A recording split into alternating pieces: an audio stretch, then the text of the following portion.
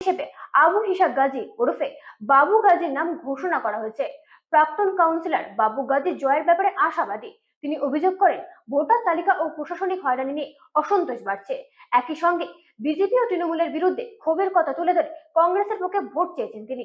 ইতিমধ্যেই এলাকায় বাড়ি বাড়ি গিয়ে প্রচার শুরু করেছেন প্রার্থী।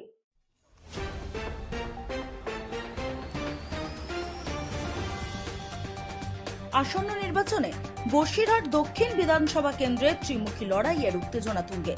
এই আসনে এবার প্রদেশ কংগ্রেসের পক্ষ থেকে প্রার্থী করা হয়েছে অভিজ্ঞ রাজনীতিক আবু ইসহাক গাজী ওরফে বাবু গাজীকে। 2010 এবং 2015 সালে বসিরহাট পৌরসভার টানা দুবারের কংগ্রেসের কাউন্সিলর হিসাবে কাজ করার অভিজ্ঞতা রয়েছে তার। এলাকার মানুষের কাছে পরিচিত মুখ হওয়ায় জয়ের ব্যাপারে তিনি অত্যন্ত আশাবাদী।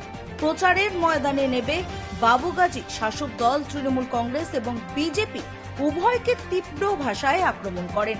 তার অভিযোগ, রাজ্যে যেভাবে দুর্নীতির আবহে সাধারণ মানুষ নাজেহাল হচ্ছে এবং এসআইআর বা বিভিন্ন প্রশাসনিক প্রক্রিয়ার মাধ্যমে সাধারণ মানুষকে হয়রানি করা হচ্ছে, তাতে জনতা বীতশ্রদ্ধ। তিনি দাবি করেন, বহু বৈধ ভোটারের নাম তালিকা থেকে বাদ দিয়ে দেওয়া হয়েছে এবং নির্বাচন কমিশন ও বিজেপি মিলে গণতান্ত্রিক বিপন্ন করার চেষ্টা চালাচ্ছে। আর কি বলেছেন তিনি, শুনুন।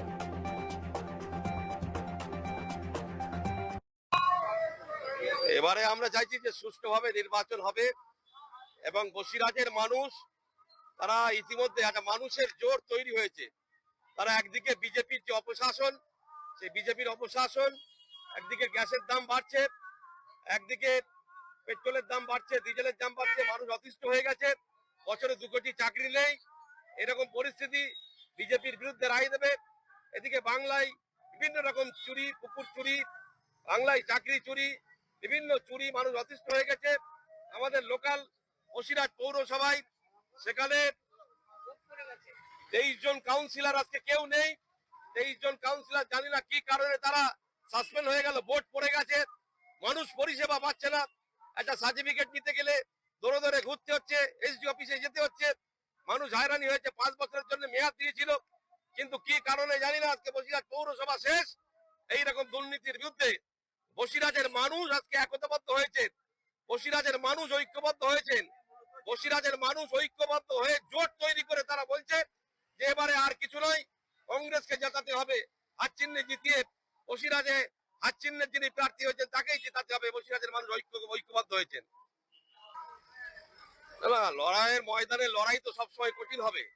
কোন রাজনৈতিক দল তো কেউ 1 ইঞ্চি জমি ছেড়ে দেবে না, কিন্তু সাধারণ মানুষের যে বিশ্বাস আমাদের সঙ্গে আছে, সাধারণ মানুষ আমাদের সঙ্গে আছে, সাধারণ মানুষের সারা আমরা পাচ্ছি।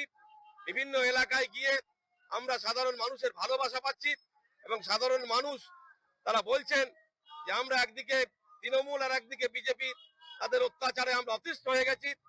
ইতিপূর্বে কয়েকবারে আমরা বারে বারে বিজেপি করেছি, কিন্তু কোনো কাজ হয়নি, যার কারণে এবারে আমরা বিশেষ করে বসিরহাটে তৃতীয় বিকল্প হিসেবে কংগ্রেসকে চাই।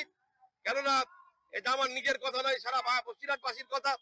এরকম একটা ধর্মনিরপেক্ষ মানুষ, এরকম একটা যে মানুষটা সকলকে নিয়ে চলে, বসিরহাট পৌরসভায় তার যার বিশেষ 2 বার কাউন্সিলর থেকে এখানকার সমস্ত সম্প্রদায়ের মানুষের জন্য যেভাবে কাজ করেছে, এইরকম একটা মানুষ ভোটে দাঁড়িয়েছে, তাকেই আমাদেরকে গ্রহণ করতে হবে।